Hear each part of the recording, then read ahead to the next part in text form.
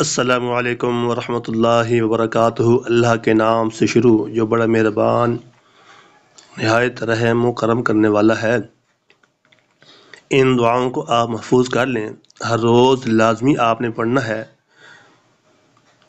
ربنا ظلمنا انفسنا وان لم تغفر لنا وترحمنا لنكونن من الخاسرین۔ والدین کے حق میں مؤمنین کی دعا، رب ارحمہما کما ربیانی صغیرا۔ افکار سے آزادی کے لیے دعا، حسبی اللہ لا الہ الا هو علیہ توکلت وہو رب العرش العظیم۔ ہمارے پیارے نبی کریم علیہ السلام اپنی امت کے لیے یہ دعا کیا کرتے تھے، رب اغفر وارحم وانت خیر الراحمین۔